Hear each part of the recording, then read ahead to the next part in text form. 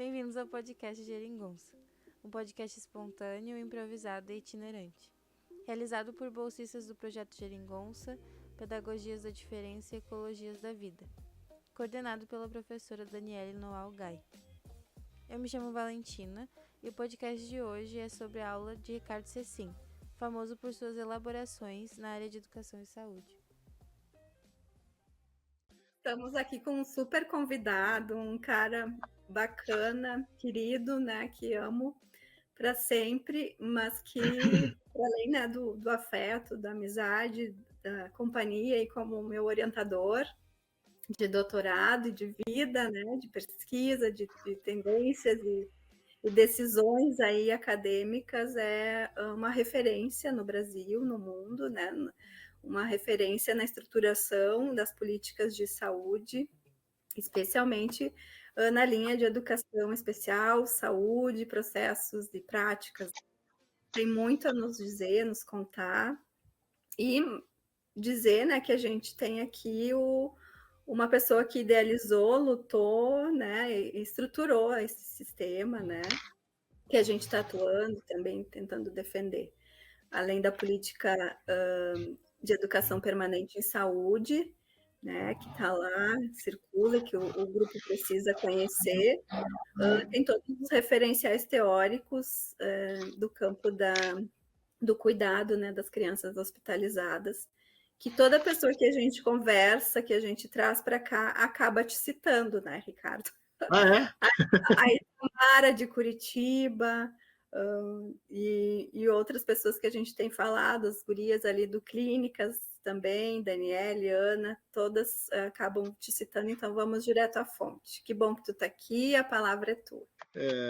Queria dar bom dia, só para dar bom dia a todas, ou bom dia a todas e todos e todos.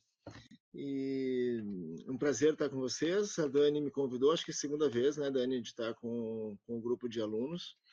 E é um prazer mesmo estar com vocês, conversar. Sempre tem aquele ponto de ajuste, né? Qual é a coisa que interessa conversar, qual é o ponto que interessa trazer. Porque quando a gente está falando de uma maneira ampla, cabem muitas coisas. Se a gente está falando de uma maneira mais focada, ou do tipo ajudar a fazer determinada intervenção, aí a gente vai localizando um pouco mais, vai ajustando um pouco mais o que precisa ser trazido. Mas eu sou um professor que entrou na Faculdade de Educação da URGS em 93 e ali permaneci até 2013, quando eu resolvi, foi uma má decisão, inclusive, resolvi trocar para a área da saúde, porque eu ajudei a criar um curso de graduação na URGS, que é a graduação de saúde coletiva. Também não interessa contar toda essa história, a não ser que seja um tema específico. Então eu resolvi trocar de unidade por causa disso. Mas esse 93 a 2013 é muito tempo de faculdade de educação, e isso faz com que eu tenha assim, muita clareza de quais são as contribuições da área da educação, não necessariamente da pedagogia, mas eu quero falar da pedagogia, mas da área da educação para outros campos do conhecimento. E eu sempre acho que a educação é pouco como área de conhecimento, né? Como campo de conhecimento, como campo de produção de saberes, ela acaba sendo pouco conhecida. Ou talvez do modo como uma faculdade de educação da URGS lidava, porque também a gente tem umas distinções de tempo na nossa universidade, assim como tem distinções de tempo na nossa faculdade, que trocam de lugar muitas coisas. A gente teve, eu acho que, uma renovação das coisas que a gente comemora, mas também aponta algumas dificuldades. Mas a gente sabe que a URGS ela foi se renovando, especialmente nos últimos tempos, com muitas aposentadorias de professores que tinham uma tradição na universidade e que criaram certos modelos de pensamento. A Dani entra também, né, na FACED da URGS num momento muito fervilhante de muitas ideias que traziam uma concepção de educação, uma compreensão de educação, que se aproximava ou se aproxima, inclusive, da filosofia.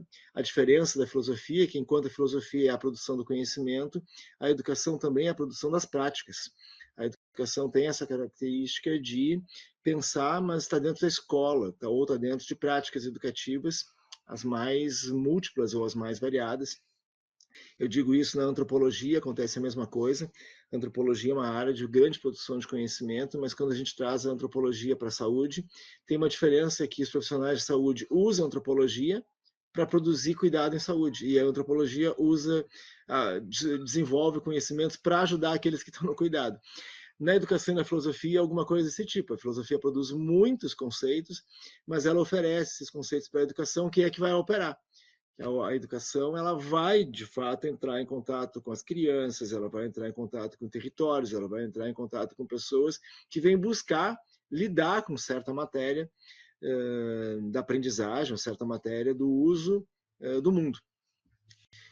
Então, acontece isso com essa área, que eu acho que é um pouco difícil da gente compreender o que é estar no mundo das práticas e não só na produção de saberes e de conhecimento. Mas eu digo que a educação, então, ela tem esse momento, que teve um momento de muito fervilhar, assim, foi um momento, quando eu terminei meu doutorado, inclusive, eu terminei meu doutorado em 98.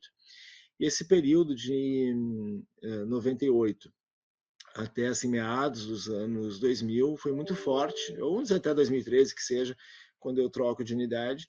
Mas a partir daí a gente vai vendo, tem a ver com políticas públicas de expansão do ingresso na universidade, tem a ver com um conjunto de a criação de novos cursos, a criação do terceiro turno, né, o turno noturno, mas vai entrando muita gente jovem, e dessa gente jovem que vai entrando, muitos, inclusive, sem familiaridade com o mundo das práticas.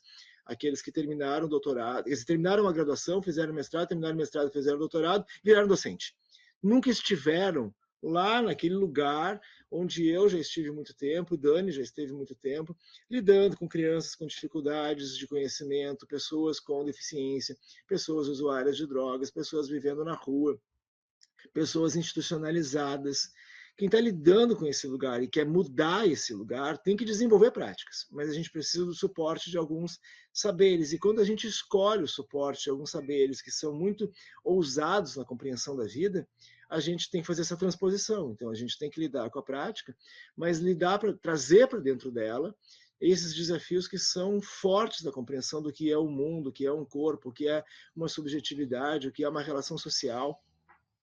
Enfim, essas coisas para dizer que vão entrando pessoas com pouca familiaridade com esse mundo aí das práticas, pessoas que escolhem na universidade um emprego e uma renda, e não é exatamente. Tanto é que a gente vai ver muita gente que ingressa como docente da graduação e tem um doutorado, mas sequer produz pesquisa ou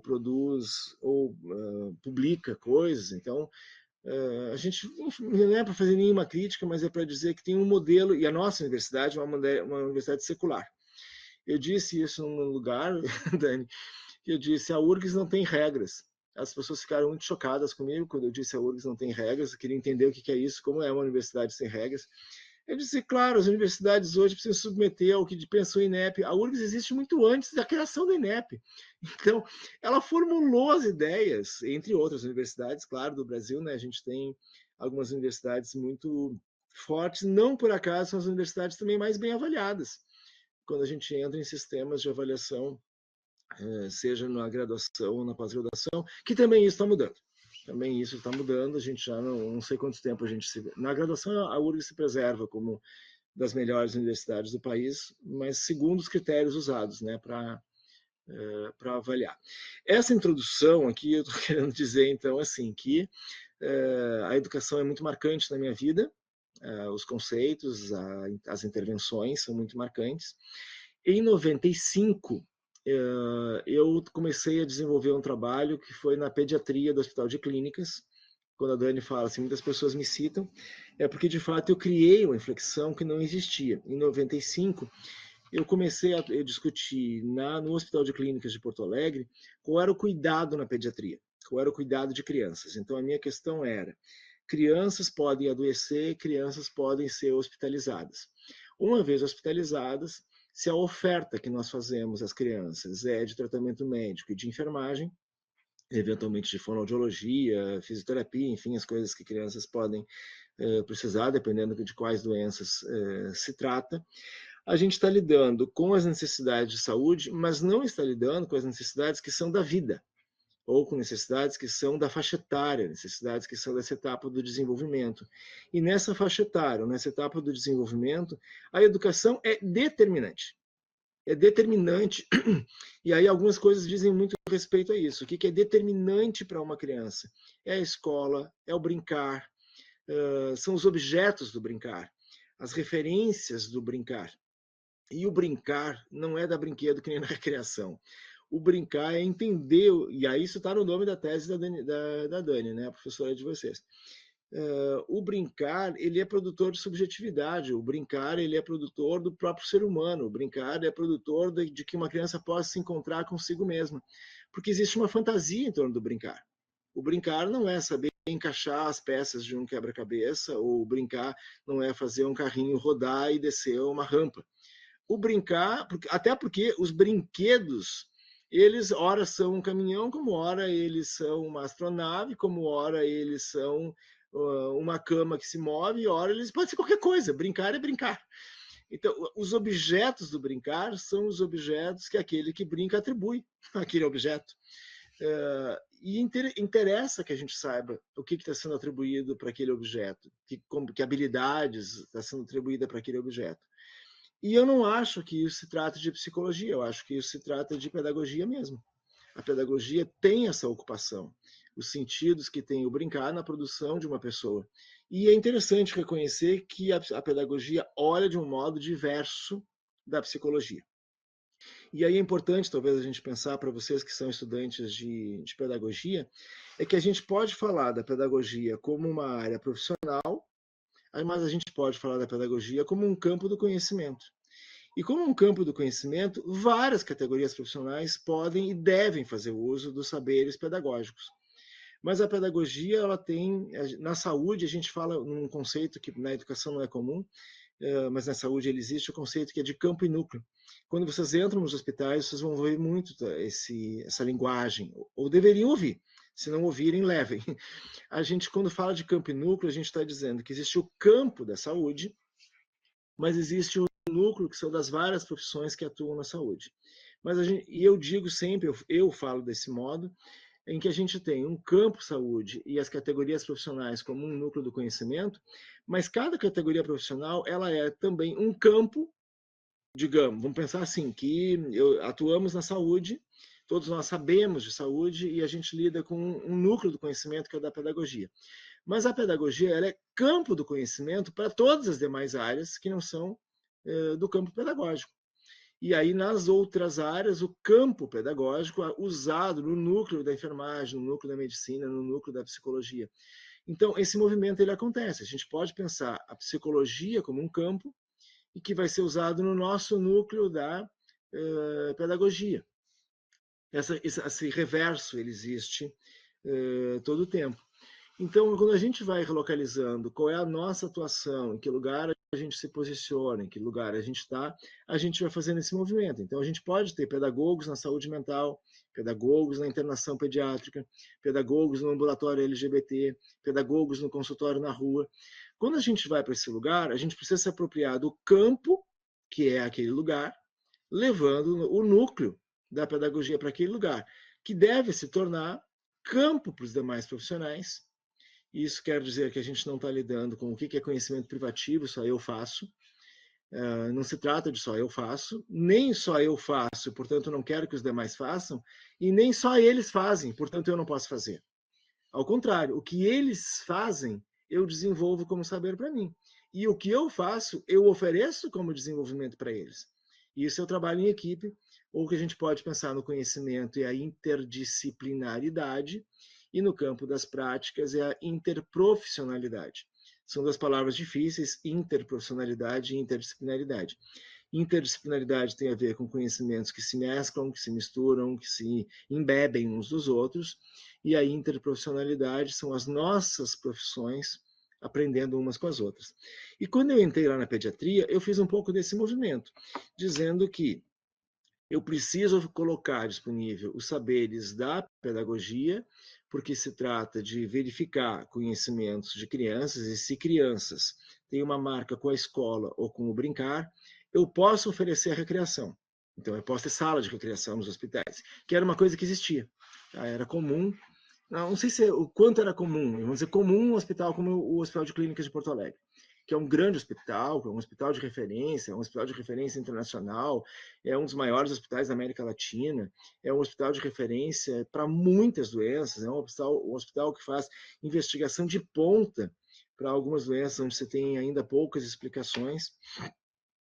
É um hospital que tem, na pediatria, tem 2 áreas de internação, tem a internação oncológica e a internação oncológica infantil, né, oncologia infantil, e mais a internação pediátrica propriamente, ainda tem o intensivismo pediátrico, tem a neonatologia, tem muitos lugares com crianças no Hospital de Clínicas, que são lugares de grande referência.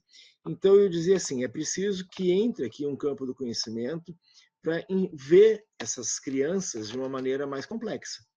Não ver as crianças só com as suas doenças, ou tornar as informações que são do desenvolvimento infantil ou que são da aprendizagem infantil, tornar essas informações como indicadores epidemiológicos.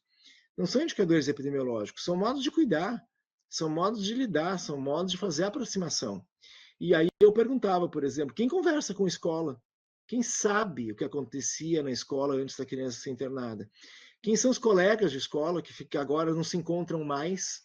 E o que aconteceria se essa criança seguisse se encontrando com seus colegas de escola? Se encontrar com seus colegas de escola não quer dizer que a escola toda vem visitar, como se fosse uma coisa assim meio que folclórica. Ah, os coleguinhas vieram visitar. A gente pode seguir conversando com a escola todos os dias. Pensem que lá em 95 era conversar com fita gravada, era conversar com carta, era conversar com papel. Escrevia-se uma mensagem e mandava por papel, gravava uma fitinha de áudio e mandava, ou recebia a fitinha de áudio, ou recebia a carta de papel. Hoje a gente pode fazer isso pelos meios digitais eletrônicos de uma maneira muito mais intensiva. Então é assim, sinto falta da minha escola, da minha professora, dos meus colegas. Ótimo, vamos marcar um dia e um horário e vamos entrar todo mundo online. E vamos ver a sala de aula inteira. A sala de aula inteira vai ver a criança que está hospitalizada, a criança hospitalizada vai ver a sua sala de aula inteira. É que isso queria dizer, assim, eu tenho uma doença, estou internado, mas o mundo não ficou lá fora. O mundo de lá fora pode estar dentro de mim. E eu posso estar dentro deles. Então, sumiu dentro e fora, neste caso. Mas quem está lidando com esse conceito de dentro e fora e está criando as possibilidades? Se eu não tenho a professora lá, não tem ninguém fazendo isso. Ou quem está fazendo isso não sabendo exatamente do que se trata.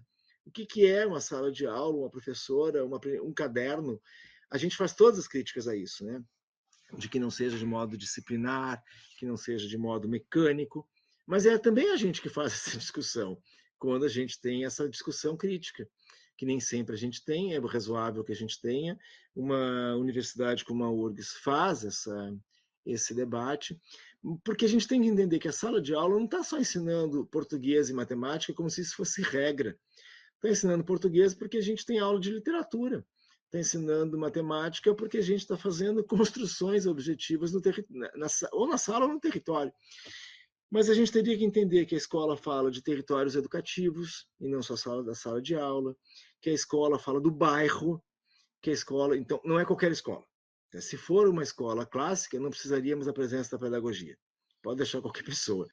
Mas quando a gente está falando de uma escola que está no bairro, portanto, ela produz um território educativo, que é a presença dela num lugar, a escola num lugar, ela produz relações sociais.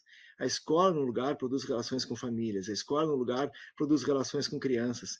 É essa professora que vai discutir isso lá dentro do hospital, que é com essa escola que a criança tem que voltar ou a se encontrar ou manter esse encontro. Então tinha um pouco essa conversa e eu dizia, então, a gente precisa saber conversar com a criança. Só que a criança ela é tudo isso. Ela é seus bichinhos, ela é seus brinquedos, ela é sua escola, ela é seus coleguinhas. Vou usar no diminutivo para que fique bem claro que é disso que se trata. Então, como é que a gente leva isso? Então, eu quis escrever sobre isso com os saberes daquele tempo, assim, com os saberes que a gente tinha ali naquele momento disponíveis. E era necessário ter, era essa a conclusão também, uma escola dentro do hospital. Uma escola dentro do hospital é uma briga, assim, hoje em dia eu não estou mais lidando com esse conhecimento, mas muita gente brigava comigo, vamos pensar assim, gente da educação ou gente da pedagogia, dizendo, o Ricardo defende uma escola dentro do hospital, a gente defende o brincar. Eu dizia, gente, o brincar pode ser da educação física, o brincar pode ser da terapia ocupacional, o brincar pode ser da sala de recreação. Tá bem assim, a gente vai entrar na sala de recreação e tá suficiente? E o que eu dizia, não está suficiente, porque eu quero alguém que vai conversar com a escola, alguém que vai conversar com a professora que dava aula para essa criança antes dela internar, alguém que vai fazer a ligação ou permitir que essa criança continue conversando com a sua professora e com seus colegas. Então, não é suficiente o brincar. Existe um brincar, mas existe o lugar escola, numa sociedade escolarizada, numa sociedade intelectualizada, e que a gente quer que essa criança reconheça que ela segue aprendendo, que a escola não saiu da sua vida, porque é uma perda. Podemos usar várias linguagens, tá? Pode ser um trauma, pode ser uma perda, pode ser um afastamento, pode ser um isolamento. Enquanto eu estou internado, eu não tenho escola. Não, por que não? Eu estou internado e continuo tendo escola, desde que alguém faça esse laço. Então, eu estou dando esse exemplo para vocês para dizer assim, para dizer do campo e núcleo, tá? Porque então, no campo, eu posso ter a pedagogia discutindo, brincar junto com a terapia ocupacional, junto com a psicologia, junto com a educação física, no campo. Mas no núcleo, eu estou dizendo, tem professora lá antes de internar, tem escola com endereço e nome lá antes de internar, tinha cadernos antes de internar, tinha processos educativos escolares antes de internar. Eu não posso saber quais são, eu não posso mostrar para a criança internada que isso tudo segue ligado, que isso tudo não desapareceu, ela não perdeu o mundo. Aquilo que eu falei, né? O mundo ficou lá fora. Não ficou lá fora. Tem 1000 laços aí de costuras possíveis com esse lá fora. Agora, entre o lá fora e o aqui dentro, interessa qual aqui dentro que me ajuda a viver melhor, que me ajuda a viver com uma produção de alegria, que me ajuda a viver com uma produção de encontros. Então, não sei se eu consigo me explicar, não são coisas tão simples, mas é verificar que tem saberes do campo da pedagogia que ajudam o hospital inteiro a ficar melhor quando ele lida com crianças, e existem saberes do núcleo da pedagogia que, se eu não tiver os profissionais da pedagogia, ninguém vai fazer. Porque não sabe, porque não tem familiaridade, porque não gosta, porque não escolheu pedagogia na sua vida. Então, como é que eu faço essa articulação do campo com o núcleo? Então, isso eu fiz lá na pediatria, e é por isso que muita gente, acho que dá para dizer que toda vez que entra pedagogia no hospital, acabam lendo alguma coisa minha, velha inclusive. Mas é porque eu criei esse conceito, eu criei esse lugar, eu criei essa compreensão de que a pedagogia é uma aposta na vida. Mas ela é uma aposta na vida com saberes de núcleo, o núcleo da pedagogia, que a pedagogia estuda bem, que a pedagogia estuda muito. E eu aprendi isso estando dentro de uma faculdade de educação. Eu passei muito tempo dentro de um departamento onde estavam as práticas de ensino, e que a pedagogia não vive muito esse departamento com as práticas de ensino, porque no caso da pedagogia, as práticas de ensino desse departamento estão desaparecendo, estão indo para as suas respectivas áreas, e eu acho que com algum ganho, alguma perda, depende como é que a gente está lidando com isso. Mas ao estar no departamento que eu tinha as práticas de ensino, eu estava lá vendo assim, o que é ensinar literatura, o que é ensinar língua e linguagens na escola. E a literatura, para mim, é uma das coisas que é muito marcante. Muito, muito, muito marcante, porque eu acho que ou a gente tem o grupo da área de letras, embora a letras tenha licenciatura, então a gente tem uma presença da escola. As licenciaturas são escola, né? Licenciaturas, incluída a pedagogia, são escola.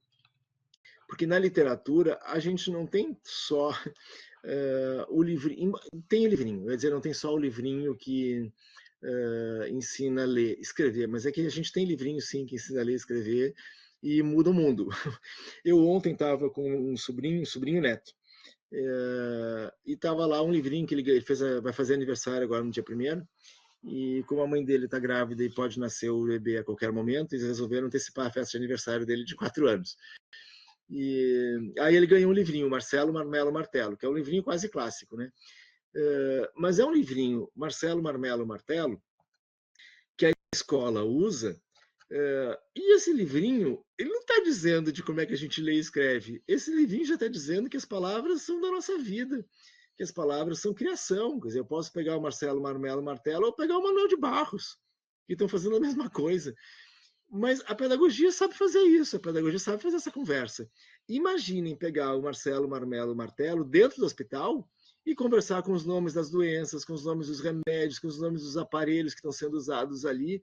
A gente está aprendendo melhor e está dizendo a gente não é refém nem do remédio, nem do nosso diagnóstico, nem do hospital. Esse lugar pode ser tudo outra coisa. Esse lugar pode ser 1000 coisas.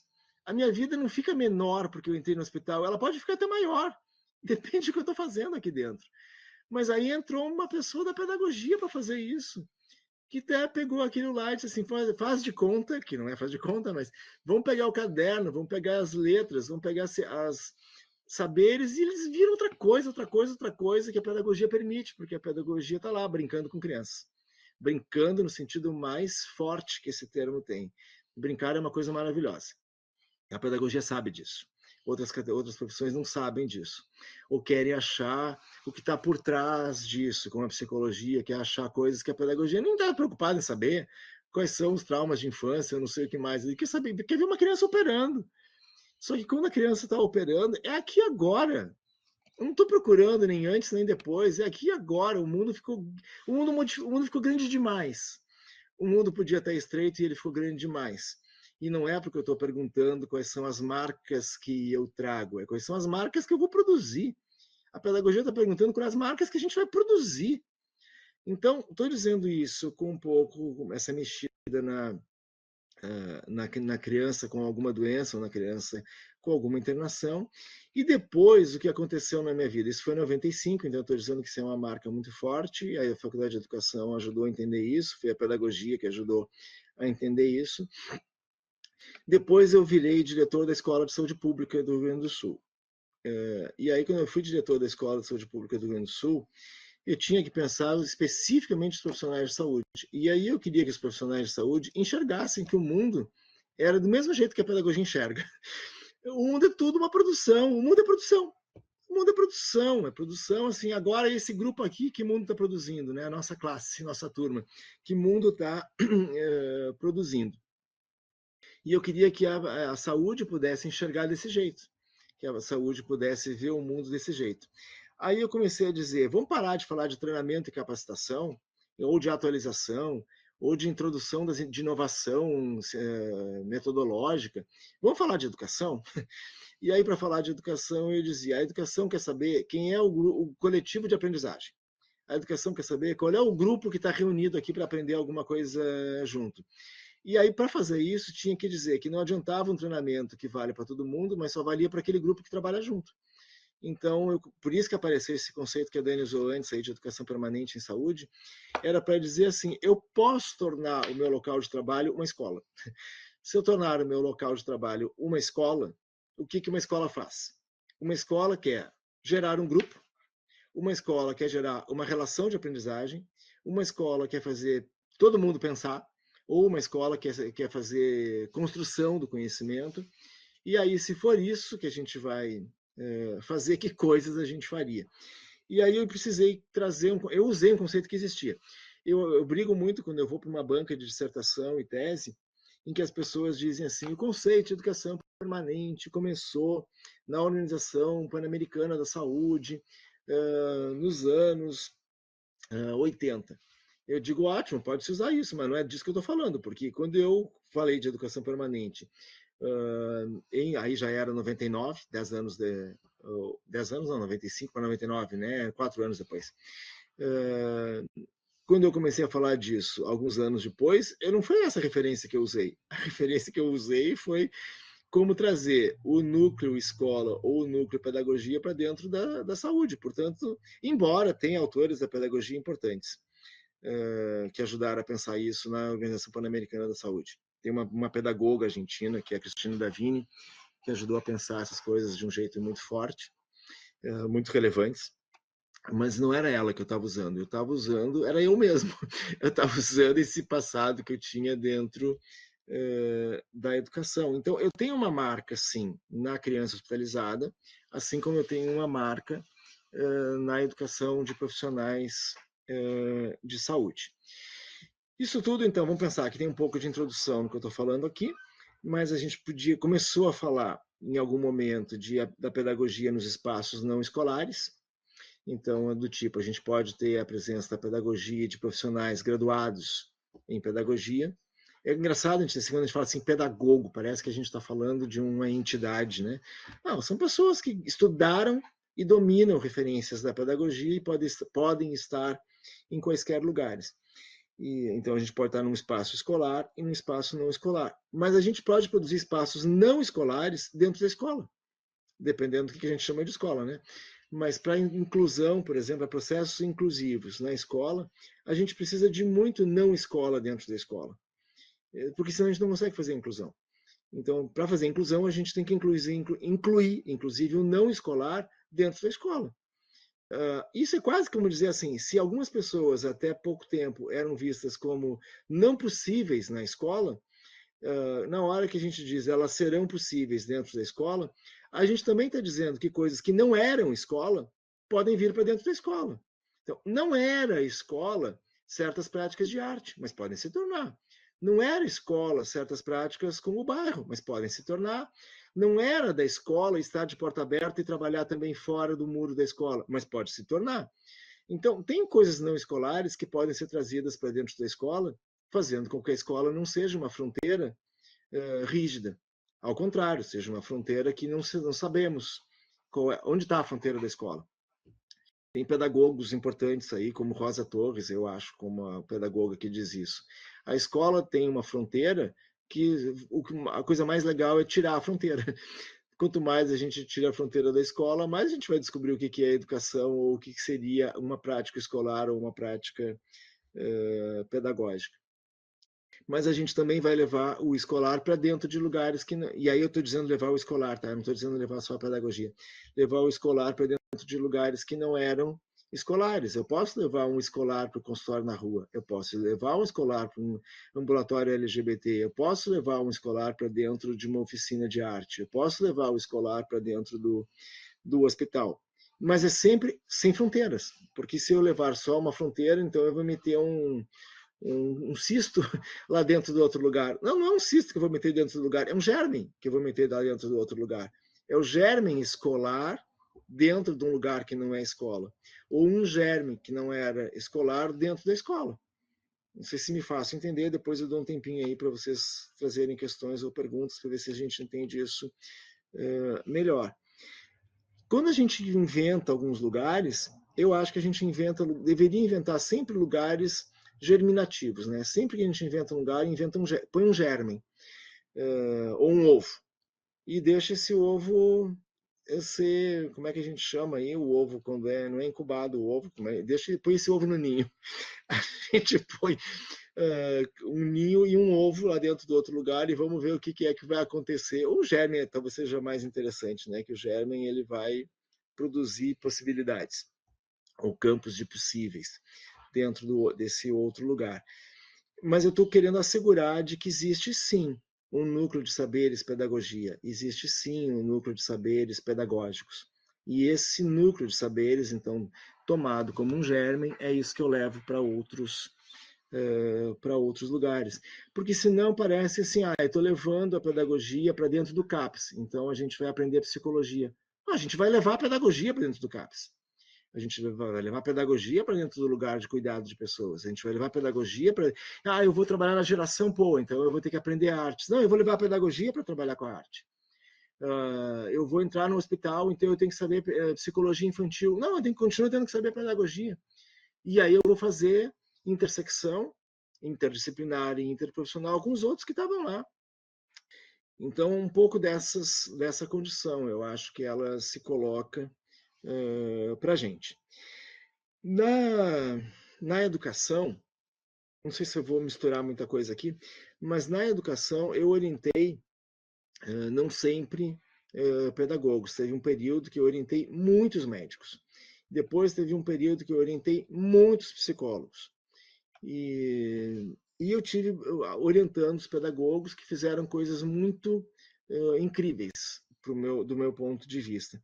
Eu orientei a dissertação da Stephanie Culpa, que ela foi minha bolsista no projeto de atuação no Hospital de Clínicas. Aí ela veio fazer um mestrado na educação, lidando com esse tema da pedagogia no hospital, na internação pediátrica.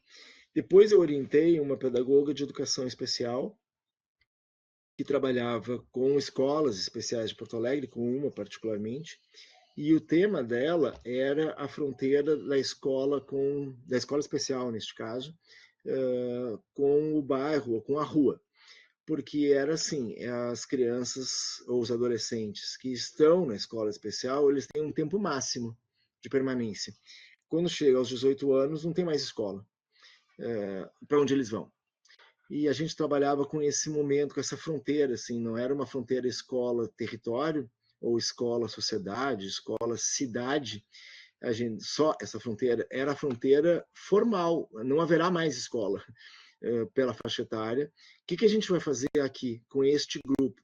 Então, tinha todo um pensar que era a cidade, e aí a gente tinha que pensar que a fronteira da escola era a cidade, de uma maneira muito clara, ou muito objetiva, muito evidente, como é que a gente ia lidar com isso. Também orientei um doutorado de uma pedagoga que trabalhava, sei lá quantos anos na saúde, ela trabalhava muitos anos na saúde, e aí veio fazer, já depois de uma bagagem de vida, um doutorado na educação, e a gente começou a procurar que formações o setor da saúde fazia. Mas eu trabalhei com dissertação de mestrado, que pensava o AEE, e aí para pensar o AEE não como instrumental, porque comigo isso não ia acontecer, eu não sou alguém da educação especial. Eu não sou alguém dos processos inclusivos escolares, eu sou alguém dos processos inclusivos, não necessariamente escolares. Pode ser processos inclusivos de qualquer coisa que está sob segregação, ou qualquer coisa que está sob exclusão, eu entro aí com processos inclusivos, como dessegregar ou como eliminar essa condição da exclusão. Então, eu trabalhei com a EE, com duas pedagogas, a Rosemary e a Daniele Marques, e foram coisas muito lindas que a gente fez. Mas também trabalhei com a Dani tinha um universo, assim, a Dani, não sei o quanto vocês conhecem a produção da Dani, mas chegou uma hora que a gente teve que dizer assim, né, Dani, a gente trabalhou com o conceito de relicário para pensar a metodologia, porque tinha tanta coisa lá dentro, tinha lá dentro a criança, mas tinha lá dentro CAPES, tinha lá dentro o consultório na rua, tinha muita coisa lá dentro, que eu quero dizer, nos objetos, né, de investigação e de reflexão, ou de pensamento, ou de produção de pensamento. E aí veio uma tese desse tipo, e depois a tese da Gisele Vicente, trabalhando com consultório na rua, ela acabou desenvolvendo uma noção de pedagogia no chão. A pedagogia no chão tinha a ver com pessoas que estão no chão, do tipo morador de rua, que dorme na calçada, como dizia ela lá, dorme na calçada, faz cocô na calçada. Essas pessoas que estão no chão, como é que a pedagogia entra aí? Então ela dizia de uma pedagogia do ver chão. Então, lugares assim possíveis, né, para uma pedagogia entrar. Tem uma figura pública que eu amo, que é a Erika Hilton. A Erika Hilton é pedagoga, e a Erika Hilton, como pedagoga, ela trouxe muitas coisas para o legislativo com cara de escola. Ela trouxe para o legislativo pensar, por exemplo, as crianças trans na escola e quais são os banheiros das escolas, coisas desse tipo, que pessoas que vivem coisas onde elas enxergam, né, o seu âmbito de visão é para coisas que a gente não está acostumado a ver, porque é impedido que a gente veja, e algumas pessoas não são impedidas de ver, porque tem pessoas que elas são obrigadas a ver a calçada, elas são obrigadas a ver a prostituição, elas são obrigadas a ver o racismo, elas são obrigadas a ver a transfobia, elas são obrigadas a ver a homofobia, porque elas vivem isto. Então elas veem, não tem como negar que elas vejam coisas que elas estão ali vendo. Elas não podem, porque nós somos impedidos de ver essas coisas. A gente tudo isso é velado, para a gente não ver. E algumas pessoas veem. E uma vez que elas veem, elas não podem fazer de conta que não veem.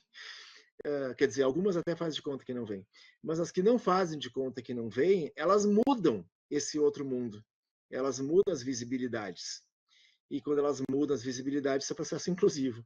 Quando a gente muda as visibilidades e a gente começa, então, a ver coisas que a gente não estava vendo. Com isso que eu estou trazendo para vocês, eu queria que a gente pudesse verificar assim, a quantidade de lugares, por exemplo, onde eu passei, eu fui produzindo essas visibilidades, porque eu enxergava morador de rua, eu enxergava usuário de droga, eu enxergava pessoa com deficiência, especialmente a deficiência intelectual, que talvez é a mais difícil de ver, esses são os que a gente mais esconde. É incrível, assim, é torturante. A gente estuda na história o que foi feito com essas pessoas. Aí a gente pergunta, mas se deixou de fazer, porque a gente estuda como se fosse na história, né? O que faziam com essas pessoas? Só que ainda fazem, ainda se continua fazendo. As pessoas com deficiência intelectual eram guardadas dentro de casa. Elas continuam guardadas dentro de casa, na maioria das vezes, porque tem poucos espaços inclusivos. Portanto, elas continuam guardadas dentro de casa. E as famílias obrigadas a fazer alguma coisa sozinhas. É muito horrível isso. Com quem é que eu estava discutindo isso, que era a mãe que abandonou, a mãe que não queria, a mãe que não sei o quê. E disse, gente, por que a mãe é obrigada a querer, a mãe é obrigada a cuidar, a mãe é obrigada a transformar a sua vida no cuidado daquela pessoa? Aquela pessoa é uma pessoa da sociedade, a sociedade tem que se ocupar disso, inteira, tanto dessa mãe quanto dessa criança. Não é possível que a pessoa não pode mais ir para balada, porque agora ela tem uma criança com deficiência em casa. Tá, mas ela não vai mais namorar, ela não vai mais para balada, nunca mais. Como que isso é possível? Senão ela parou de viver. Ela tem que ir para balada, ela tem que usar a droga que ela quer usar, ela tem que beber, ela tem que voltar bêbada para casa e não conseguir nem saber se tem criança dentro de casa, porque ela tá bêbada, só vai acordar daqui a 24 horas, onde ela vai voltar para o mundo outra vez. Mas todos nós temos que poder ter essas experiências. E não dá para planejar tudo isso. Vou planejar que eu vou ficar bêbada essa noite, então eu vou levar para casa da vizinha. Não, mas essa noite até planejei sair para beber, não encontrei ninguém legal. Foi uma noite péssima. Foi uma noite que eu voltei mais cedo, foi uma noite que eu fiquei bêbada e só vomitei. Não fiquei nem feliz, nem experimentei alegria nenhuma. No entanto, experimentei numa outra, que eu saí no fim de tarde com as amigas, e aí gerou uma bebida que gerou outra, e a gente curtiu. Isso vai acontecer, isso é das nossas vidas. Então a gente tem que ter uma condição em que a sociedade é cuidadora, a sociedade é educadora. Tá, não chegou lá, mas a gente está produzindo, deveria estar produzindo essas condições ou essas possibilidades. A gente não é uma vida regrada e totalmente ajustada. Mas eu quero dizer para vocês, assim, toda essa discussão que eu estou fazendo, ela poderia ser uma discussão da filosofia. Mas eu não quero que seja uma discussão só da filosofia. Eu quero que seja dos profissionais que estão nos lugares cuidando dessas pessoas. Dentro da sala de aula, dentro do CAPES, dentro da uma oficina de geração de renda, dentro de uma internação hospitalar. Então, a gente vai organizar alguns saberes, vai organizar alguns procedimentos. Essa palavra procedimento não é necessariamente ruim. Na saúde, a gente fala muito assim, a gente diz uma prática baseada em procedimentos. Isso é péssimo. Então, a gente tem que sair dessa prática baseada em procedimentos. Mas a gente pega uma tese como a da Daniele, por exemplo, e a gente diz, vamos ver quais são os procedimentos para que a gente faça essa pedagogia ou para que a gente faça essa educação. E aí tem procedimentos. Podem ser estranhos, inclusive, mas eles são procedimentos. Quais são os procedimentos? Contatar a escola, achar o telefone da escola, saber o nome da professora, saber qual era a classe escolar, saber quantos colegas existiam, saber se esses colegas são acessíveis. Eu começo a saber um monte de coisa. Eu começo a saber qual é o passado escolar das pessoas, das crianças ou dos adultos. No processo de desmanicomialização, importante a gente se dar conta disso, que quando a gente começou a tirar as pessoas de dentro dos hospícios, adultos institucionalizados, e a gente tem idosos também, né, institucionalizados, adultos institucionalizados que para sair da manicomialização, eles até podem a gente achar uma família ou achar um residencial terapêutico. Mas para essas pessoas lidarem bem com o mundo, elas precisariam também lidar bem com a escrita, para dominar esse lá fora. Eles saber lidar com, por exemplo, contar dinheiro. Sabem ou não sabem? Se sabem, porque com os moradores de rua a gente vai ver muitos que sabem muito bem fazer isso, mas os manicomializados a gente não via. Quero dizer, não via, porque quando a gente começa a fazer desmanicomialização, a gente está falando de pessoas que foram internadas nos anos 30, nos anos 40, nos anos 50, e a gente está tentando tirar elas dos hospitais nos anos 2000. Então, quando a gente entra num residencial terapêutico com suporte da pedagogia, a gente está ajudando essas pessoas a terem suporte de lidar com a vida do lado de fora. Lidar mesmo com a vida do lado de fora, quando elas estavam até então manicomializadas. Com as pessoas trans, a gente vai encontrar isso também. A gente vai encontrar pessoas trans que hoje estão num ambulatório trans, por exemplo, mas que passaram bullying na escola e que saíram da escola muito cedo, que saíram da escola no 4º ano, saíram da escola no 3º ano, ou saíram da escola no 6º ano, e agora, e como se a escola não fosse um lugar para elas. Como é que a gente recupera que a escola é um lugar para elas, que o ensino técnico é um lugar para elas, que eventualmente a universidade é um lugar para elas? Então tem uma conversa que a gente faz aí que é com esses saberes também, com esses saberes e com a capacidade de crítica desses saberes. Mas eu queria dizer assim, é diferente quando a gente tem, fazendo a crítica disso, uma pessoa que não sabe o que é a escola profundamente, né? Não tem um conceito de escola, foi aluno de escola, mas não tem um conceito de escola. E quando a gente quem está fazendo essa discussão é alguém que teve escola como um objeto de trabalho e um objeto de reflexão científica. Então dá para conversar. Eu vou dar o exemplo para vocês da Gisele com morador de rua, adolescentes, jovens. Jovens é uma faixa etária estranha, né? Jovens é uma faixa etária que vai dos 11 aos 29. Mais jovens que estão na rua e não estão na escola. E quando ela faz um movimento de quem sabe a gente encontra uma escola, quem sabe a gente conversa sobre o que é a palavra. Palavra tem escrita, a palavra tem sonoridade. A palavra não tem som, tá? A palavra tem sonoridade. Parece que a palavra tem som, né? O som das letras. Não tem som das letras, tem sonoridade das letras que podem gerar uma música, qual que a gente conhece? Que podem gerar uma poesia, qual que a gente conhece? Ou qual é que a gente é capaz de fazer? Então, que sonoridades a gente tira de letras ou sílabas? Então, já não é mais, digamos, a pedagogia da cartilha, né? É a pedagogia dos saberes, dos encontros, das sensibilidades. Então, mas eu quero mostrar assim, isso não é terapia ocupacional, isso não é psicologia, isso é pedagogia mesmo. É a boa pedagogia, a gostosa pedagogia, o gostoso da pedagogia.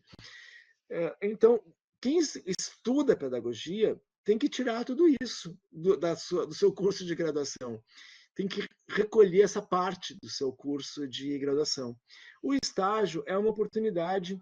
A gente podia dizer assim, eu só entro no estágio se eu estiver preparado. Vou contar para vocês, não é verdade. A gente entra no estágio sem estar preparado. O estágio que vai dizer para a gente que preparação a gente precisaria ter. Quando a gente entra no estágio preparado, é como se a gente entrasse para enxergar o que a gente foi preparado para ver. Mas o que a gente foi preparado para ver pode não ser o que está lá, ou pode ser pior do que isso. A gente não aprendeu a ver o que é que estava lá. Então, é bom a gente entrar num estágio sem estar preparado. Mas é bom a gente ter, quando está no estágio, um suporte para quem a gente pede ajuda. Então, é bom ter o preceptor, o tutor, o professor. Ou tutora, preceptora, professora. É bom ter. É bom ter uma professora bem maluca, que consegue lidar com coisa bem diferente, para fazer conexão imprevista. Porque se fizer só a conexão prevista, pode ser ruim. Eu sei que pessoas como eu, ou pessoas como o Daniel, a gente faz só conexões imprevistas. Aliás, a gente tem dificuldade de fazer as conexões previstas. A gente faz as outras. Mas é bom que a gente tenha pessoas que fazem conexões imprevistas, porque é a gente que está em informação. Não é aquele que está nos dando suporte que está em informação. O que está nos dando suporte está nos ajudando na nossa formação, mas quem está em informação é a gente. Então, quanto mais conexão imprevista a gente recebe, a gente vai lidar com isso. E a gente vai lidar com isso até quando a gente desconfia daquele saber que nos foi tentado repassar. Se a gente desconfia, ótimo, porque a gente vai buscar mais coisa em algum lugar. Ótimo, é exatamente isso que tem que acontecer. vou buscar mais coisas em algum lugar. Agora, a gente espera que buscar mais coisas em algum lugar não seja para fechar o mundo ou para restringir o mundo, para encontrar as barreiras, os muros, as fronteiras. A gente tem que buscar saberes e referências e suportes que digam: não tem fronteira, não tem barreira, não tem muro, e se tem, tudo é vazado, tudo é maleável, tudo é permeável. É como dizer assim, com uma membrana celular, né? A membrana celular está ali para não deixar passar um monte de coisa, mas deixa passar o que faz bem. Deixa passar o que ajuda, deixa passar o que aumenta a nossa potência de vida. Não deixa passar o que vai matar a nossa potência de vida, mas deixa passar o que vai aumentar a nossa potência de vida. Então a gente também tem que saber o que é potência de vida, o que é vida. Então, se a gente tem como suporte, ou como facilitador, ou como apoiador, aquele que fala sobre aumentar a potência de vida, tá, o resto vamos tentar saber junto, vamos tentar descobrir sozinho, sei lá. Vamos saber com os colegas, vamos saber com os pares, inclusive de outras categorias profissionais. Eu acho que isso vai dando conta de existe um lugar desde onde a gente se posiciona, uma categoria profissional, uma área do conhecimento, um campo de saberes e práticas específicos, que eu estou chamando aí de pedagogia, saberes pedagógicos, campo pedagógico. Hoje em dia, vocês sabem, né, que a palavra pedagogia é usada para tudo, tem pedagógico em tudo, mas não tem pedagogia. Então tem palavra pedagógico, né, em tudo, e não tem pedagogia. Mas algumas pessoas estudaram pedagogia. E tem já no mercado de trabalho, isso começa a modificar muito. A gente já começa a ter vaga de pedagogo em hospital, vaga de pedagogo em CAPS, vaga de pedagogo em ações sociais, vaga de pedagogo em medida socioeducativa, vaga de pedagogo em muitos outros cenários, vamos chamar assim, cenários da vida, muitos cenários onde estão crianças e adolescentes, mas cada vez mais cenários onde estão adultos, que pode ser no residencial terapêutico, como pode ser na formação de profissionais de saúde, nos núcleos de educação permanente. Hoje em dia, no Brasil, a gente tem núcleo de educação permanente em quase todos os serviços de saúde. Tem a ver com a Política Nacional de Educação Permanente em Saúde, e que eu vou dizer para vocês, que não tem problema em dizer na primeira pessoa, que eu desencadeei em 2003, no primeiro ano do governo Lula, que eu integrei o Ministério da Saúde, e em 2003 até 2005, metade de 2005. Eu fiquei no Ministério da Saúde só 2 anos e meio. Mas desses 2 anos e meio, as coisas que eu fiz lá são vigentes até hoje. Com todas as trocas de partido, de dirigentes, as coisas ficaram estão aí até hoje, do tipo política de educação permanente, que ninguém consegue mais tirar de cena. Quando alguém fala que vai retirar essa política, todo mundo reage, ninguém quer retirar essa política de cena, mas ela foi criada em 2003. As residências multiprofissionais em saúde, que foram criadas em 2005, também foram criadas por mim, e não tem como tirar de cena. Por isso que as pessoas têm que me citar, não tem como, a não ser que não queiram contar quem é que inventou, quem é que criou, quem é que escreveu. Tem gente que não quer, né? Eles fazem questão de não me citar em coisa nenhuma. Eu acho muito estranho, especialmente quando vão contar história. Se vão falar da área, tudo bem, né? Já passou muito tempo, dá para contar com quem está escrevendo hoje em dia. Mas quando vão falar da história e acho que eu tenho que falar de mim, eu acho muito estranho, porque são coisas que eu estou lá na base de criação ou de invenção daquele cenário. Então, mas eu quero dizer que isso abriu, então, um certo... não é isso abriu, isso faz parte de ter aberto cenários aí para contratação, para inclusão dos profissionais. Mas muitas vezes se espera que esse profissional entre ali de modo disciplinar, que ele entre ali para ajudar a fazer plano de ensino, entre ali para organizar currículo, entre ali para desenvolver processo de avaliação. Bom, se for para a gente fazer isso, que seja para a gente fazer isso dos modos mais disruptores possíveis. Então, a gente vai lá fazer um plano de ensino, ótimo, mas um plano de ensino, ele envolve quais cenários de aprendizagem, quais inclusões de aprendizes.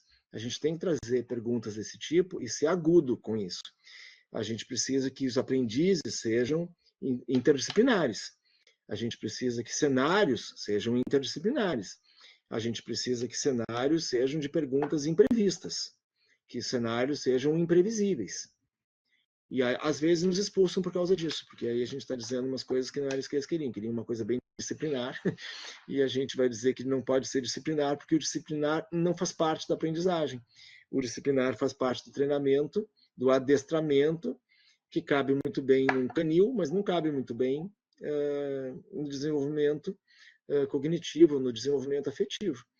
Então, a gente precisa também lidar com saberes que a área pode produzir. E é bom a gente ser bom. Também tem isso, né? A gente tem que ser bom na categoria profissional. A gente tem que ser bom no campo profissional. A gente tem que ter líderes, educadores que abrem o nosso campo, abrem a nossa visão, abrem a nossa audição. A gente tem uma crítica muito grande, talvez vocês saibam disso, inclusive a Faculdade de Educação, tem a ver com aquilo que eu falei de filosofia e pedagogia. Tem uma crítica muito grande de que tem muitos saberes e poucas práticas. Ainda bem que vocês estão em estágio, é o lugar das práticas. A gente precisa que os saberes se tornem práticas, né? Se tornem operações objetivas. Eu não posso ter medo do cenário de prática, eu não posso ter medo do hospital, eu não posso ter medo da oficina de geração de renda, eu não posso ter medo do residencial terapêutico, eu não posso ter medo do CAPS. Eu tenho que ir lá e trabalhar, e botar a mão naquelas pessoas, e olhar no olho daquelas pessoas, e querer que elas olhem no meu olho também. A mesma coisa com as crianças com deficiência. Não adianta eu ter uma teoria sobre inclusão, mas eu não quero chegar perto da criança com deficiência porque eu tenho nojinho. Não dá. Eu tenho que chegar perto, eu tenho que misturar, eu tenho que rolar no chão com elas, eu tenho que ser babado por elas e babá-las. Tem que ser, não tem jeito, porque é nas práticas que as coisas vão acontecer. Mas não é para estereotipar, né, isso tampouco. Então é só se eu estou no chão que eu sou bom e eu sou péssimo se eu não estiver no chão. Não, eu tenho que ser capaz das duas coisas. Eu tenho que estar no cenário e tenho que ser capaz de ler aquilo ali e fazer proposições para aquele lugar. No hospital é isso. Se eu entrar na internação de crianças e achar que eu vou ali só organizar a minha salinha de sala de aula no hospital, alguns hospitais têm a sala de aula bem organizada. E é legal que a gente esteja lá dentro, mas lá dentro acontecem coisas as mais mirabolantes acontecem lá dentro. Assim como eu posso ter a criança que não pode ir para a escolinha, né, dentro do hospital, mas aí eu tenho que ir, porque ela está na UTI, ou ela está no isolamento protetivo, né? Ela tem uma doença que contamina, ela não pode entrar em contato com outras crianças, ou ela está com a imunidade baixa, suprimida, né? Está com a imunidade suprimida, então ela não pode entrar em contato com corpos que não estão protegidos, né, por luvas, por aventais, por toucas. Os brinquedos que vão entrar numa internação de isolamento são todos esterilizados e não podem ter outros.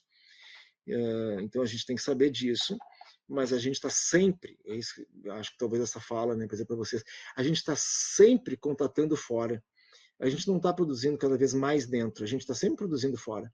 Como é que a gente produz fora, dentro do dentro? Como é que a gente entra no dentro para produzir um fora? E a gente tem que produzir esse fora, porque esse fora é a habilidade que a pedagogia tem, talvez a psicologia também. A gente tem a possibilidade de que o nosso corpo saia de dentro dele mesmo e faça milhões de coisas, que seriam, digamos, o nosso corpo sem órgãos. A gente tem um corpo com órgãos restrito a essa fronteira, mas a gente tem um corpo sem órgãos que sai. É isso que as drogas fazem. As drogas fazem a gente se encontrar com um corpo sem órgãos. A gente bebe para ter um corpo sem órgãos bem rápido. Enquanto a gente está na noitada, a gente já está com o corpo sem órgãos ali funcionando, produzindo relações que o nosso corpo organizado talvez não produziria, mas o nosso corpo desorganizado produz. E no dia seguinte a gente não está mais triste, não. No dia seguinte a gente está mais feliz, com memórias felizes. E não sei se falei muita coisa estranha, mas eu vou dar um tempinho para ver se as coisas estranhas fizeram sentido. Lembrei de uma outra coisa que também interessa aqui a gente falar, que também vem com uma entrada da pedagogia, aí das pedagogias ancestrais. Muita gente hoje está dizendo, eu fui banca de uma tese que eu me queixei um pouco da menina. Ela era agora não me lembro se ela era enfermeira ou se ela era psicóloga. Ela foi fazer um trabalho com agentes comunitários de saúde. E o que ela tentou mostrar assim, é o quanto que a aprendizagem dos agentes comunitários era uma aprendizagem muito oral, muito verbal. E eles aprendiam assim, meio que sistematicamente, né, cotidianamente, com a troca de informações verbal. Então, ela queria dizer isso, ela queria dizer assim, então existia aí educação permanente. Aí eu disse, olha, eu vou te dizer o que existia aí. Existia uma pedagogia griot, é isso que existia aí. Se isso é educação permanente, eu não sei. Agora, que é griot, eu sei que é, porque isso é da ancestralidade oral. É porque ela dizia, inclusive, os agentes comunitários, predominantemente são mulheres negras. E eu dizer, não tem mais evidência de que é uma pedagogia griot que está acontecendo aí, mas a gente precisa referência dessas pedagogias também, né? Essas pedagogias que são, sim, então não tem a pedagogia, né? Mas pedagogias, eu quero dizer, em relação à própria aprendizagem. Então, a gente tem pedagogias ancestrais, pedagogias verbais, pedagogias da literatura, pedagogias da poesia, que eu acho que uma licenciatura em pedagogia ajuda muito. Precisa, né, ter esses lugares, a gente precisa ter essas vivências. Eu acho que fazer curso de pedagogia é que nem fazer curso de artes. Uma pena que os cursos de pedagogia muitas vezes não são, os mais contemporâneos até são. Pedagogia do campo. Pedagogia do campo é uma coisa que tem muita coisa para entender o que é pedagogia do campo, coisa da área rural, né? A pedagogia do campo, que aparece lá, a pedagogia da alternância. Alguém desenvolveu esse negócio como um conceito pedagógico. Pedagogia da alternância não é uma brincadeira. Pedagogia da alternância foi para dizer que tem gente que do campo não consegue ir para a escola. Vamos inventar uma escola que seja capaz de que quem é do campo possa frequentar? Assim, inventa-se a pedagogia da alternância, que é a pedagogia do campo, que hoje a gente chama de educação do campo, mas é uma pedagogia. Objetivamente, é uma pedagogia. Assim como a gente tem a pedagogia desenvolvida por uma figura como um Fernando Deligny, que vai dizer que as pessoas, aquelas que não podiam ir para a escola porque elas tinham vou chamar de uma tendência, tá? Não vou usar uma palavra científica aqui, é uma tendência autista, se é que existe autismo, se é que a gente pode classificar autismo como uma doença, ele diz, não tem gente que é diferente, não dá para ser uma escola diferente para gente diferente, então ele também inventa um lugar onde essas pessoas possam estar, são pedagogias. São gente envolvida com pedagogia, criando pedagogia, inventando pedagogia. Eu acho que a gente tem que se colocar desse jeito, assim, que a gente se coloque como um profissional que tem saberes organizados pela disciplina, pedagogia, mas a gente é profissional de processos de vida, de processos de transformação da vida, de qualificação da vida, de potência da vida. E aí a gente tem que ser capaz de saber o que é criar e inventar. E eu acho que estágio é um desses lugares. Então, até para tranquilizar a Dani, não sei ensinar nada disso, mas não importa, eu sou a tutora desse estágio. É assim, então vocês que são alunos e alunas dela têm que dizer assim, estamos nessa junto, porque não dá para saber o que a gente vai fazer, só dá para saber o que é que tem lá. E lá a gente vai ter gente que vai nos ajudar a saber mais, mas é claro que a gente quer que eles saibam da gente. Porque a gente quer que eles saibam que é legal que a gente esteja lá. Então a gente tem que ficar buscando o que é que a gente pode fazer lá nesse lugar, seja ele qual for. Pronto, uma primeira rodada, Dani, falando assim, correndo. Muito bom escutar, como sempre, com o meu caderninho aqui, cheio de pistas, gráficos, notas, círculos, caixas altas. Mas já antes de passar a palavra, né, agradecer. Uma bela aula. Eu precisava. A gente precisa de afirmação, né? Precisa de alguém que afirme algumas coisas junto com a gente.